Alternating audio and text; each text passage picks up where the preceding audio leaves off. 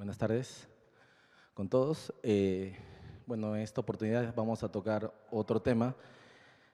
No sé si lo han hecho al propósito los chicos, pero me han dado temas bien complicados, ¿ya?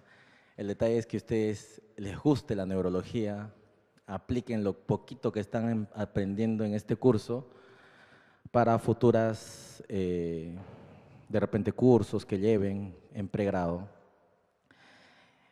Me ha tocado revisar un poco el compromiso sensitivo. En verdad es un tema muy amplio, chicos, cuando hablamos de la alteración sensitiva.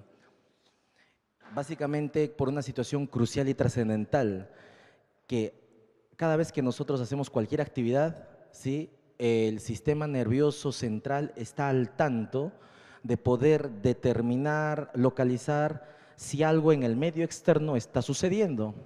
Y la única forma de darse cuenta es a través, en este caso, de las terminaciones nerviosas que no se encuentran en diferentes estructuras del cuerpo, en este caso la dermis. Entonces, cualquier alteración en la conformación de estas estructuras, que son las terminaciones nerviosas, van a traducirse como ¿qué? Como dolor. Entonces, la manifestación o la alteración de toda esta vía se va a traducir en dolor, y esto básicamente va a estar censado a través de una vía, de todo un tracto, que es la vía del dolor.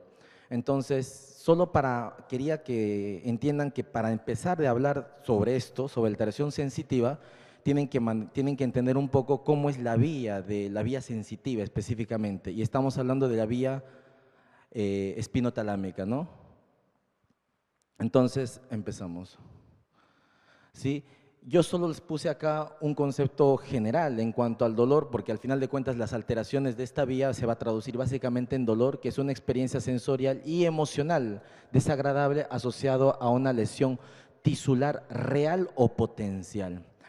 Quizá algunos estarán mirando el concepto y hablarán, ¿y por qué emocional? Porque genera una descarga emocional cuando alguien de repente se hinca con algo, ¿no? Reacciona de una manera. Y se van a dar cuenta que antes de que el dolor se haga consciente, uno ya retiró la mano, por ejemplo, o ya lo empujó al compañero, ¿me entiendes? Antes de que se haga consciente. Entonces, hay una vía del dolor que es completamente refleja, que no tiene que ver con conciencia, y hay una parte que evidentemente después de un tiempo, esta vía va a bajar y se va a hacer consciente, y va a reaccionar, va a gritar, no sé, yo qué sé, tantas cosas que pueden generar, hasta pueden llorar.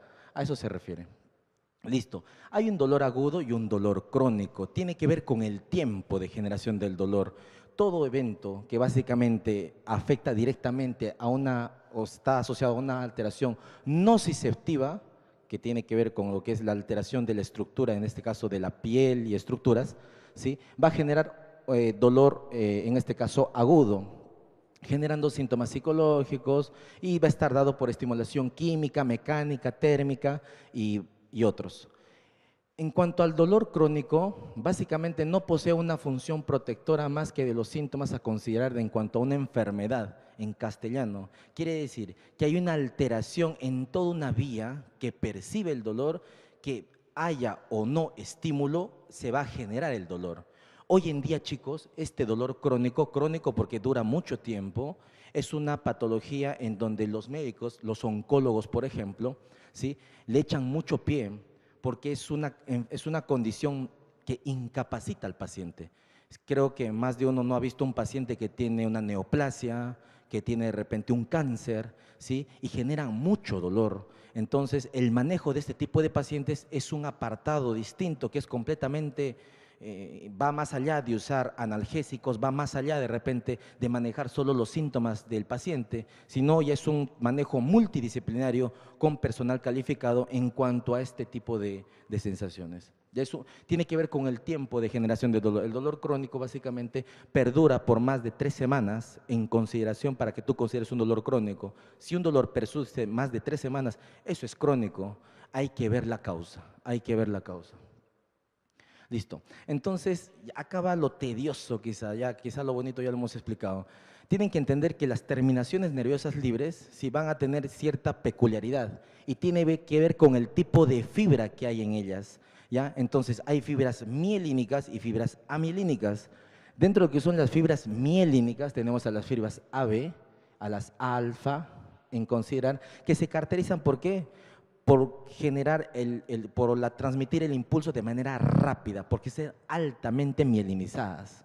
¿Ya? En cuanto al tiempo, mira, es bastante. Y las A delta son fibras pocamente mielinizadas, o casi algunas veces han descrito también que tienen que ser fibras A delta amielinizadas, pero son pocamente mielinizadas. ¿Y en qué estructuras están qué tipo de estímulo lleva las fibras A delta?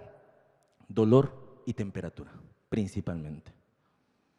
Entonces, solo para hacer énfasis en cuanto a la mielinización, las fibras de por sí, son mielinizadas y amielínicas. Las fibras amielínicas van a transmitir un tipo de sensación que son disturbios autonómicos que tienen que ver con sudoración, que tienen que ver con temperatura, por ejemplo, ¿ya? En diferentes estructuras del cuerpo.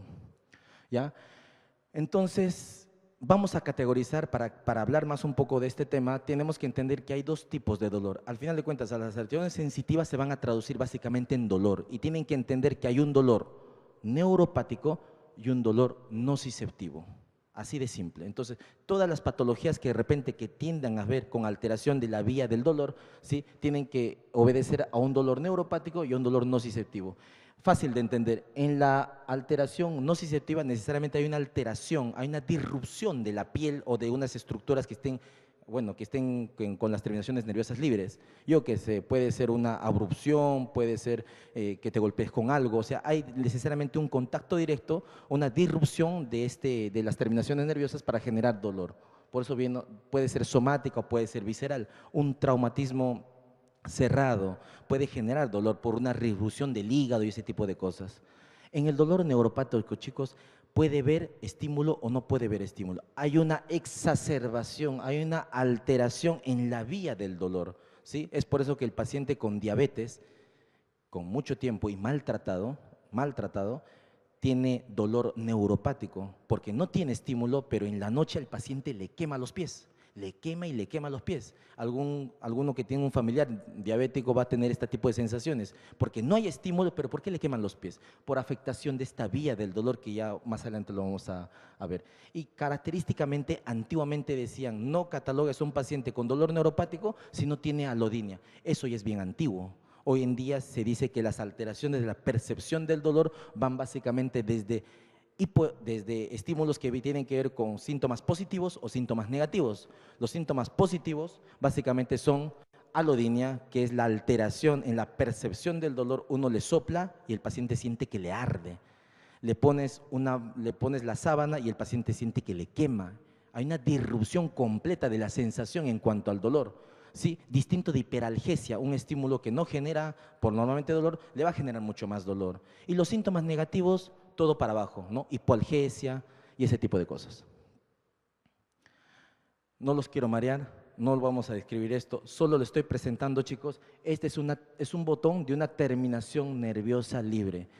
¿Sí? Es una terminación nerviosa, ¿sí? Es un corte, es una representación en donde se pueden dar cuenta que todos los estímulos habidos y por haber en el medio van a generar o van a tener un tipo de receptor en la membrana, ¿sí? Asociado básicamente a cadena de proteínas que van a estar pegados en todo el borde del botón sináptico en este caso, ¿sí? De la terminación nerviosa libre, que es de por sí es una de las estructuras que tiene que ver mucho con la percepción o dolor, o un tipo de dolor que es básicamente nociceptivo.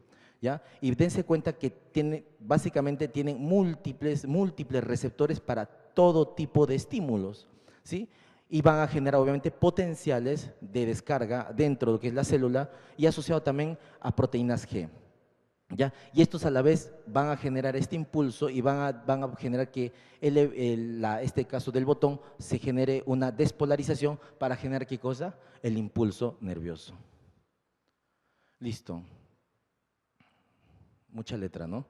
Entonces, solo lo que yo le decía, sí, las terminaciones nerviosas libres tienen que estar en la parte de la dermis, sí, y de la hipodermis también en parte, y van a generar, se van a clasificar si estos van a estar dentro de lo que es la estructura de la dermis.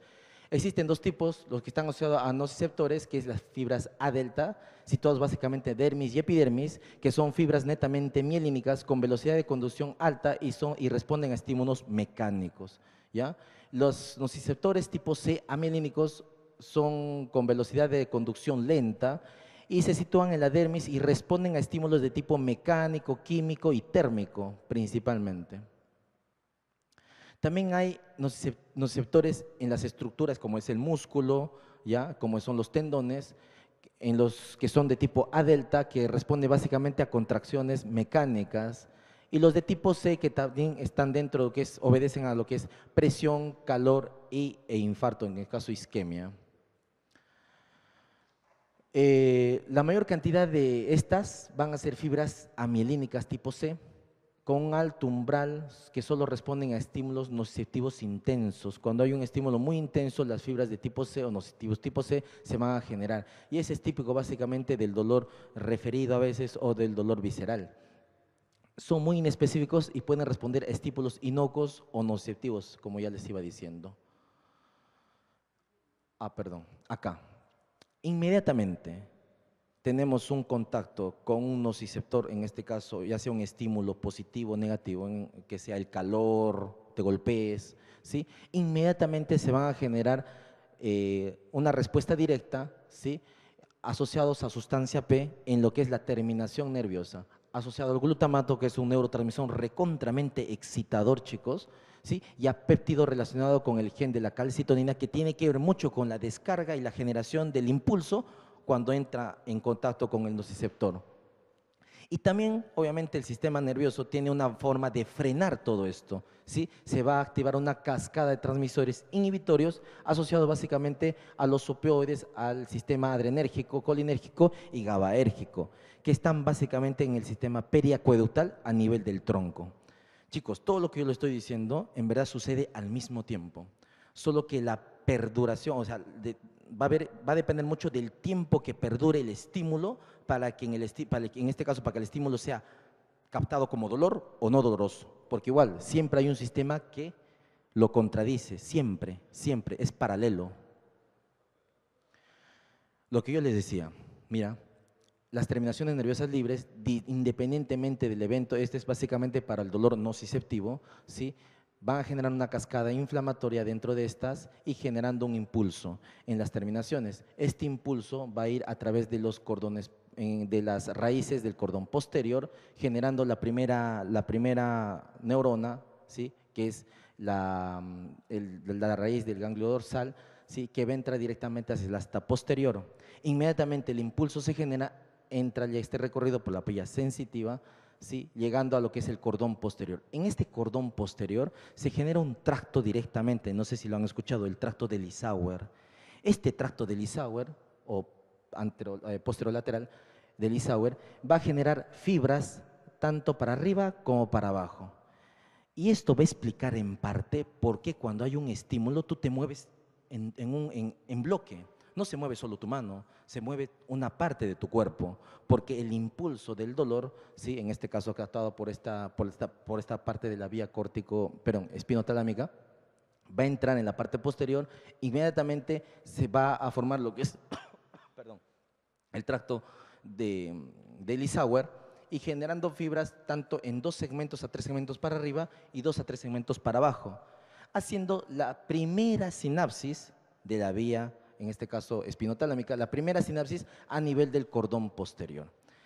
Si ustedes bien recuerdan, este cordón posterior habían las láminas de Rexed, esas que no nos gusta a nadie cuando nos han enseñado, ¿cierto? No sé para qué es, yo también lo he revisado muchas veces, es básicamente los anatomistas le daban nombre a lo que iban descubriendo, pero nos ayuda mucho básicamente cuando tenemos que diferenciar en las neurociencias, cuando haces un estudio directo en ratones, por ejemplo, ver en qué lámina está generando el evento de la primera sinapsis. Entonces, se va a hacer la sinapsis en el complejo nuclear, ¿sí? O en el famoso núcleo propio. El núcleo propio, en la porción posterior del asta posterior, valga la redundancia, se encuentra el fascículo Rexed número 4, 5 y 6.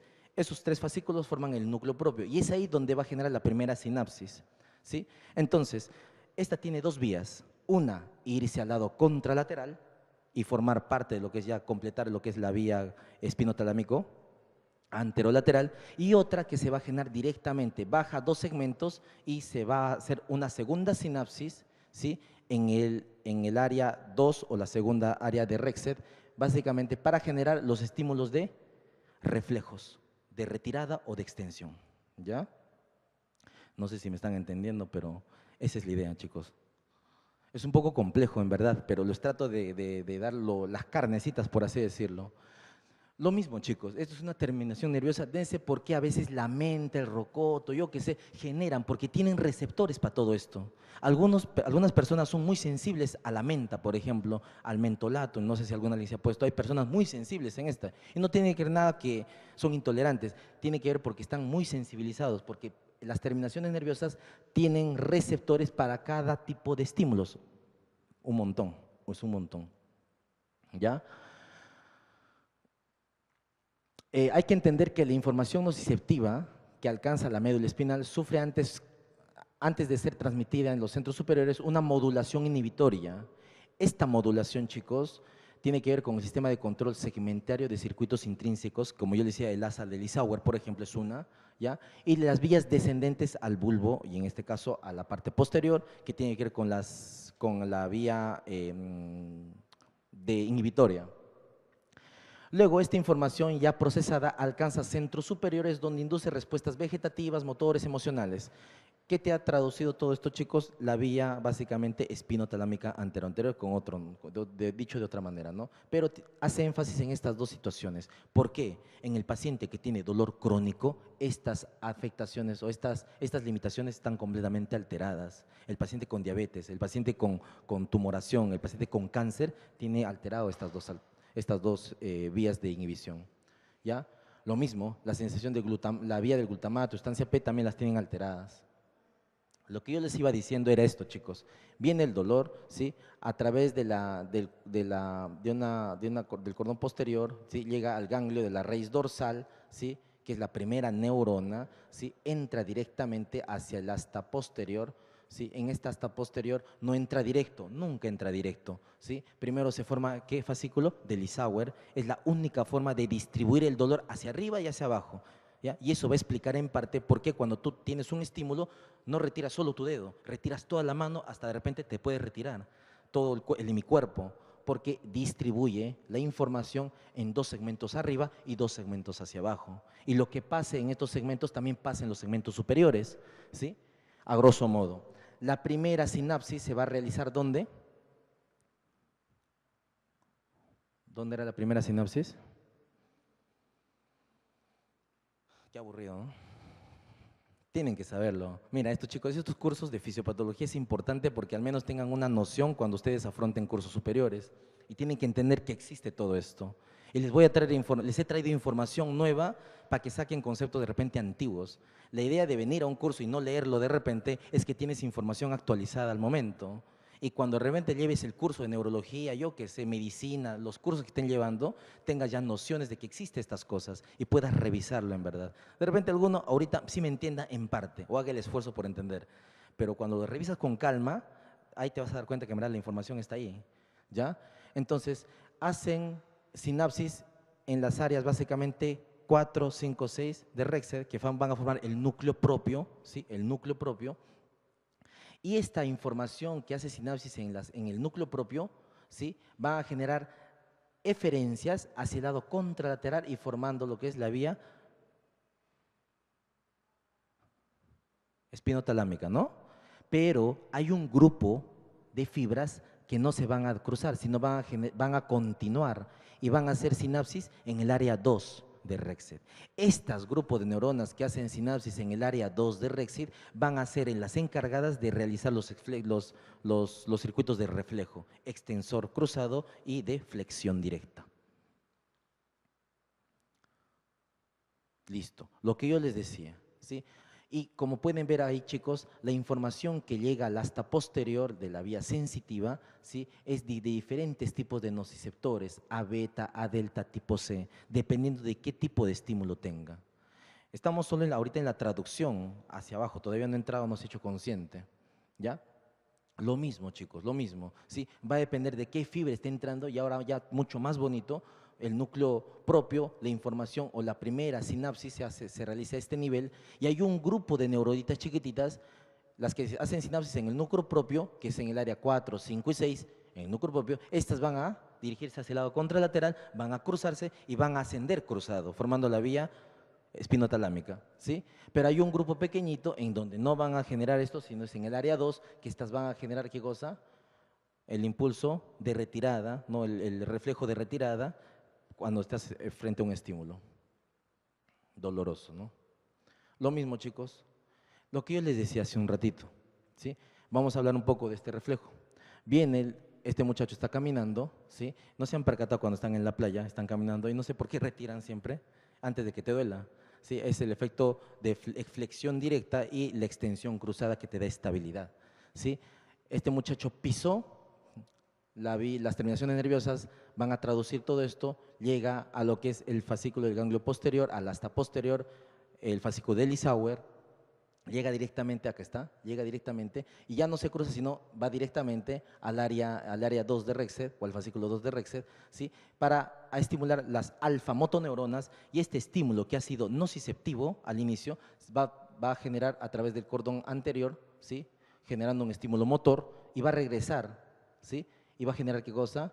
Una sinapsis en lo que es el músculo extensor del dedo, en este caso del muslo, ¿ya? Pero no solo pasa eso. En estas que cruzan, chicos, también hay un grupo pequeño de neuronas que van a generar, también van a estimular a las alfa-motoneuronas, que están en el área 2 del lado contralateral.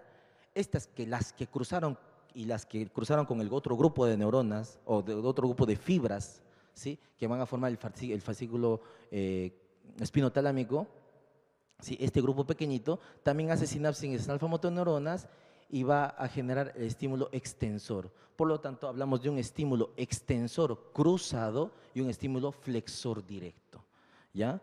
Y cuando ustedes han examinado un paciente, en la parte, cuando le quiere sacar al paciente, ¿han escuchado cuando uno examina a un paciente, el signo de Babinski? Creo que es el signo más conocido, ¿no? Cuando tú hablas de neurología no puedes dejar de hablar del Babinski, pero dense cuenta que va más allá del Babinski. Cuando describieron el Babinski por primera vez en los artículos de Babinski, pues, ¿no? Babinski, cuando ves a un paciente que tiene plejía, no agudo, de más de 3, 4, 5 días, porque cuando tienes un paciente con déficit motor, ¿sí?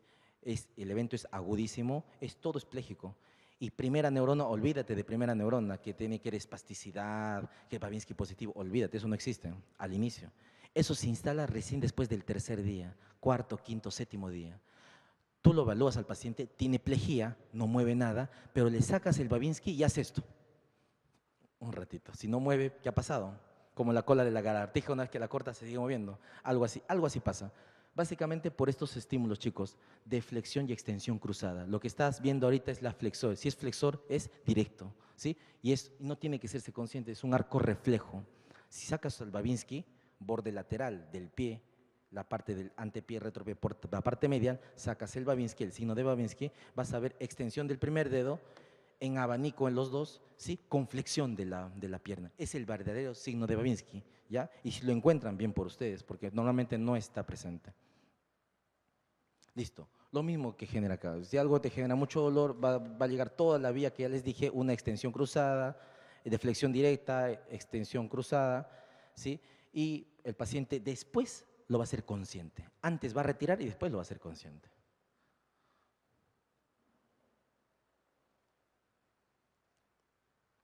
Las vías ascendentes tienen que ver, estas vías ascendentes, chicos, de todas estas, me interesa básicamente que lo que yo he estado revisando bastante es la vía espinotalámico, ¿no es cierto? La vía espinotalámica es la más importante. Las demás, la gris periacudeoctal, la ventroposterolateral y la reticular mesencefálica son vías que van a acompañar a todo esto, ¿sí? Modulan, que son importantes, obviamente que también que son importantes. Básicamente, para recordar lo que ya les decía, entra por el asta posterior, entra el fascículo de Lissauer primero, hay un grupo de fibras que van a generar el impulso de el reflejo de retirada, ¿sí? Un grupo y las otras van a generar estos tractos que básicamente van a ascender cruzados en el cordón lateral, ¿sí? van a llegar a lo que es la protuberancia y una vez que entren a la protuberancia mesencéfalo ya no es vía espinotalámica, sino ¿cómo se llama? Lemnisco medial, ¿sí? Porque se junta con otras vías, ¿sí? Y van a llegar básicamente en la porción anterior del núcleo rojo, van a ascender y van a llegar a este transductor que traduce toda la información del medio externo. ¿Cómo se llama? Tálamo, ¿sí? Ese tálamo, ese núcleo grande que tiene un montón de núcleos y que a nadie le gusta, porque verdad es yo tampoco me los sé toditos, los más importantes nada más, ¿sí? Esta va a traducir la información, la información va a llevar a lo que es el núcleo ventroposterolateral y va a emitir después aferencias. ¿A qué área? Si es dolor, ¿a qué área? 3, 1 y 2, ¿no es cierto? Obviamente, pues 3, 1 y 2, la vía del dolor, perdón, la sensitiva primaria. Yo les decía hace un rato que una vez que asciende la vía espinotalámica, en la parte de la protuberancia y el bulbo, ya no, cuando se junta con otras vías que modulan esta vía del dolor, ¿sí? Ya sufren como lemnisco medial a llegar a un núcleo específico, ventroposterolateral. Tienen que acordarse de ese núcleo, es el más importante, se los presento desde ahorita y lo vas a repetir cada vez que lleves neuro y hables de dolor, tienes que hablar de ese núcleo, necesariamente. Y hay afectación de este núcleo por un montón de situaciones en donde el paciente en un rato van a ver qué es la sintomatología tiene.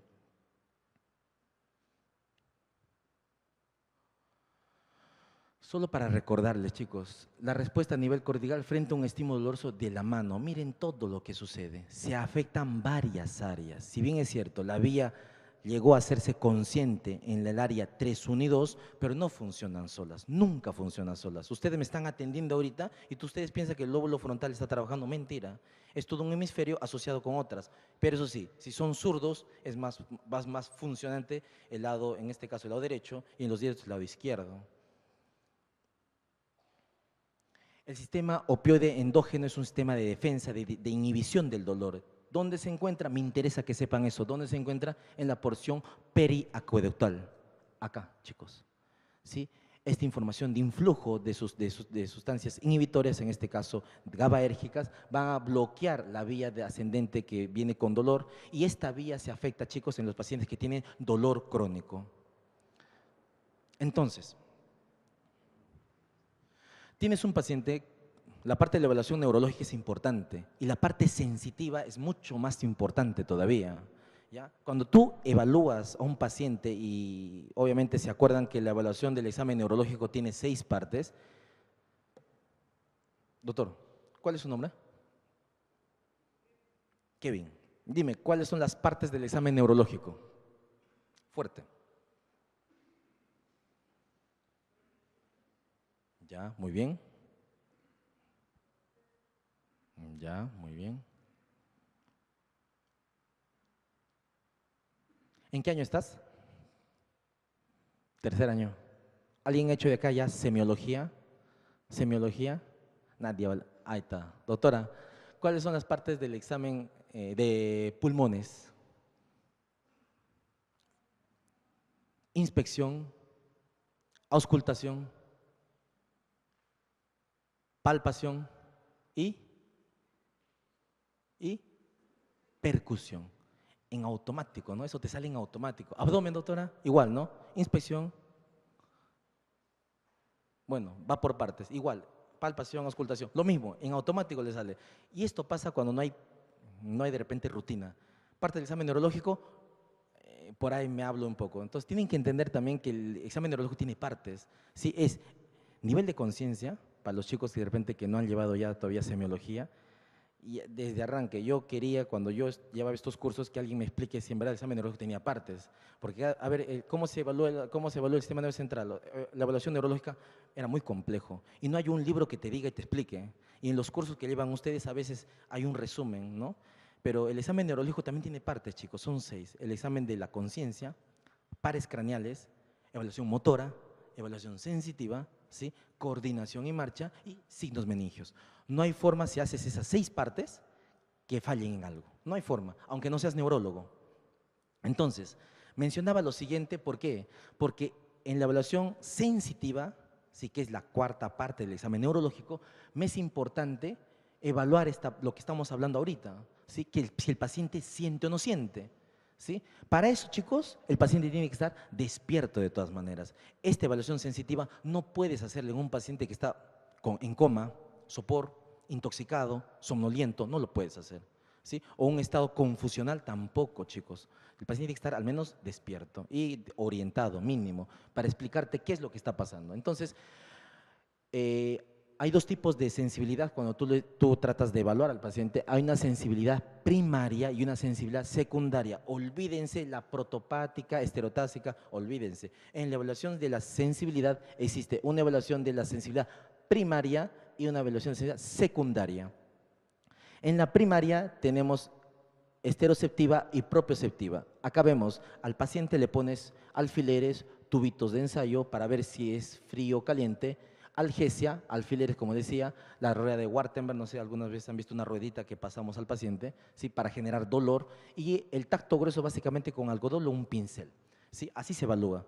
En verdad no hay mucho tiempo cuando evaluamos un paciente, nosotros a veces nos adecuamos a lo que tenemos, los chicos que han llevado con nosotros a veces, es lo que hacemos, pero es la verdadera forma de hacer, ¿sí? La proprioceptiva, un montón de formas. Acá el diapasón es importante, ¿sí? El diapasón es importante. Y en la secundaria vienen acá las grafiestesias, barognosias, porque chicos, en un paciente que está demenciado, Alzheimer, Parkinson, esto no lo sabe hacer, ¿sí? Tú le dibujas un 5 en la mano, no lo puede hacer consciente. Sabe que lo estás estimulando, pero no lo puede hacer consciente. Es parte de la demencia, por ejemplo, y es importante. Entonces, cuando tú evalúas todo esto, chicos, tú puedes saber si el paciente tiene una alteración en la sensibilidad. Por lo tanto, ¿cómo es esto?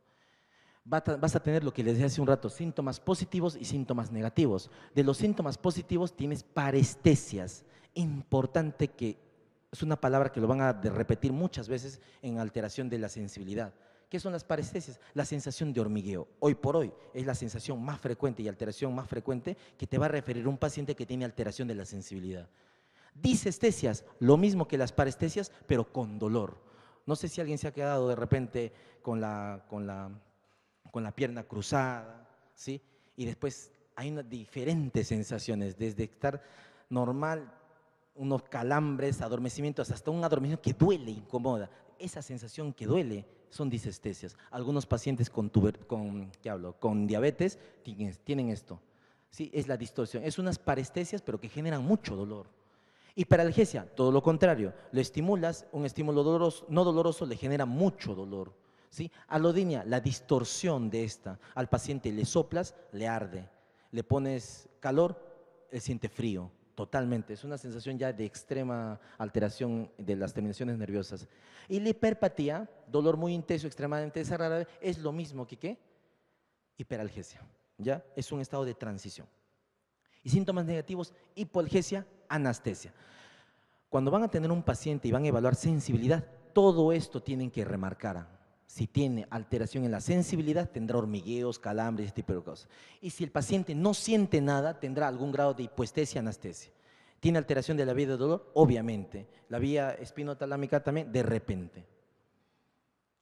Hiperalgesia, yo les decía, sensación extrema ante un estímulo que no genera dolor. Hoy en día hay una representación, es la infección por herpes zóster en abuelitos, por ejemplo, personas adultas mayores, en donde el herpes va a estimular el dermatoma, en este caso, por infección, y va a seguir, y tiene esa peculiaridad, agarra todo un segmento, todo un dermatoma. Tú lo descubres al pacientito, porque se queja de dolor primero, ¿ya? Tú lo descubres y aparecen vesículas en todo un trayecto de un dermatoma. Así es ese virus, o sea, tiene esa predilección por agarrar todo un dermatoma y dibuja un dermatoma, ¿ya? El detalle es el siguiente, que esta afección puede generar dolor crónico al paciente. Hay personas adultas mayores que no se tratan porque así como viene se va, ¿ya? Así como viene se va, pero te deja un dolor neuropático porque hay una afectación en la vía del dolor. Síndrome de Brown-Séquard, hemisección medular, en pacientes con problemas medulares, ¿sí? Básicamente hay una alteración, traumatismos a la cabeza, ¿sí? El paciente va a tener alteración del tacto y dolor, ¿sí? Del lado contralateral, y del mismo lado va a tener afectación, proprioceptiva de la sensación de vibración. Listo. Entonces, solo para recordarles de la vía del dolor, si la vía espinotalámica anterior empieza en la terminación nerviosa, va por las raíces posteriores, llegará al ganglio primero, llega hasta posterior, llega al fascículo de Lissauer hacia arriba y hacia abajo, viene el hasta posterior, entra, hace su primera sinapsis, ¿sí? ¿En qué núcleo? El núcleo propio, formado por las asas 4, 5 y 6 de Rexer, ¿sí? Y estas van a ascender cruzadas hacia el lado contralateral, llega al bulbo, se junta, llega el menisco medial y llega al tálamo. ¿El tálamo qué núcleo? Ventroposterolateral, muy bien doctora, ventroposterolateral, es el único núcleo que tienen que saber de los 10.000 núcleos que tiene el tálamo, de verdad, o sea, no es tan complicado, ¿ya? Y hacerse consciente y llegar a la parte cortical, al área 3, 1 y 2.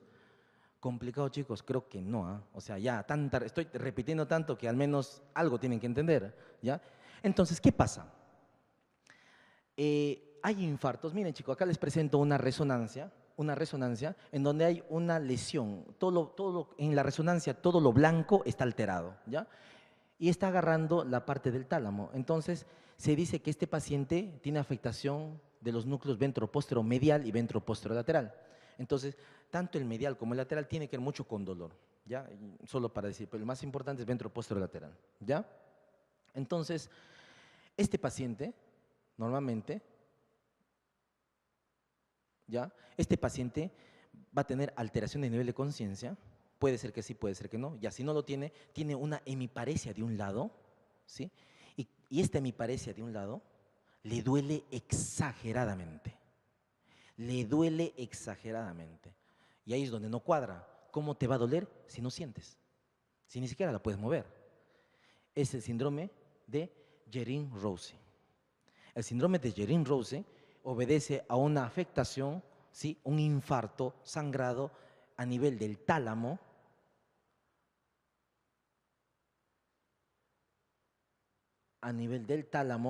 y afectación del núcleo ventroposterolateral. Y como el tálamo no solo tiene esta información, si tiene otro tipo de información, también llega a la vía piramidal, que baja en este caso, ¿sí? ¿Y qué va a pasar? El paciente tiene hemiparesia, pero la característica es una hemiparesia dolorosa. Es un síntoma peculiar, hemos visto en el hospital un montón de casos, si no me dieron Rossi, y a veces los emergenciólogos no nos creen, ¿cómo va a tener dolor si ni siquiera siente, no puede mover? Eso es lo que está pasando, ¿sí? Y afectados después consecutivamente también van a tener una famosa mano talámica, ¿sí? La mano se torna en flexión y comienza a estar espástico. Entonces, chicos, cuando hay afectación de toda esta vía del dolor, hoy por hoy les había dicho que va a traducirse en dolor crónico o dolor nociceptivo.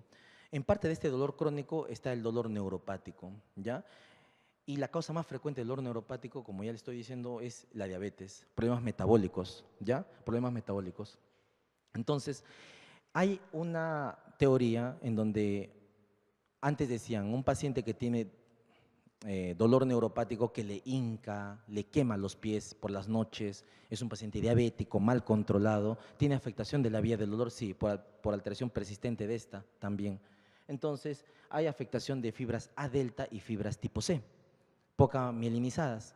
Entonces, el paciente se quema, pues se queja de bastante dolor por las noches, le quema en las noches, la sábana le duele, le duele.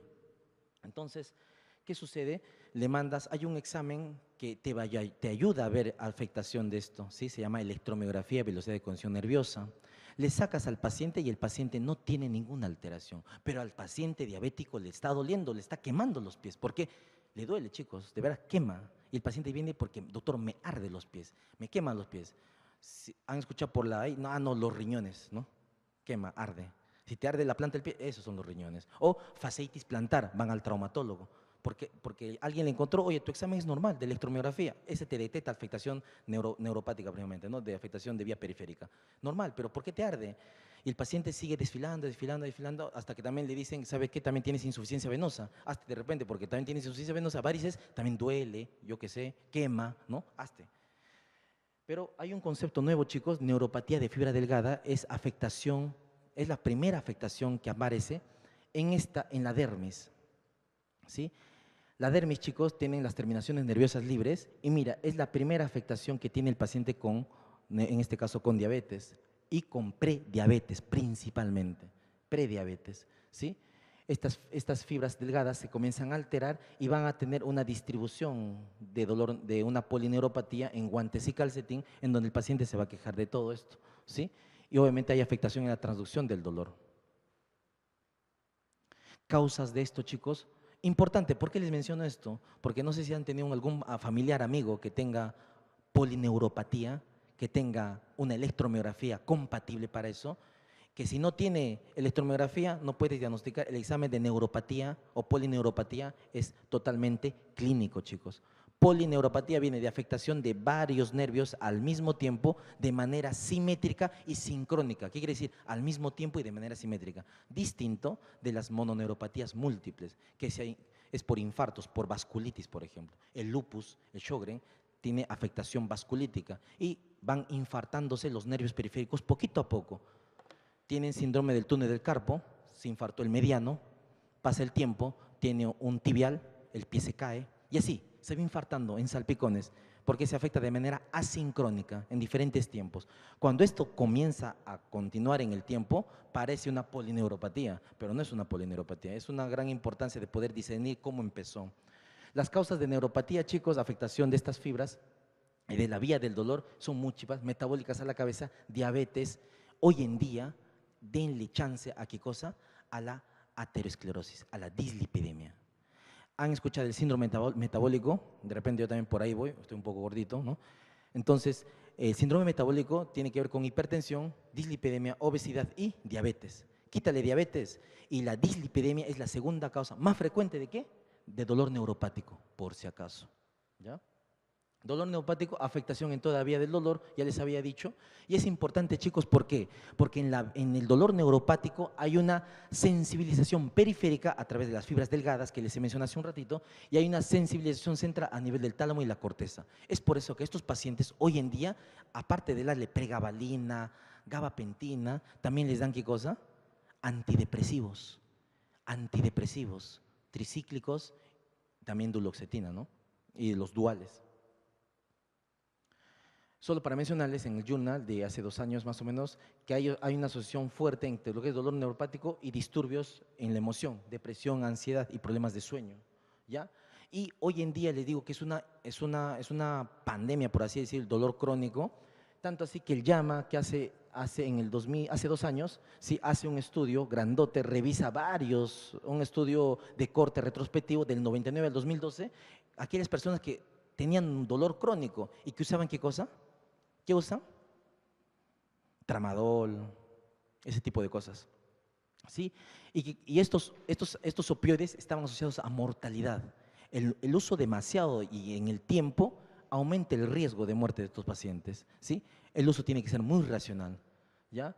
Es importante, chicos, que aprendan a reconocer este tipo de patologías, aprender que hay una alteración de la vía del dolor, básicamente, y va mucho con síntomas positivos o síntomas negativos. Y esto va a obedecer necesariamente a diferentes patologías en el contexto del paciente y en el contexto de la enfermedad que estén viendo, ¿sí? Listo, eso sería todo.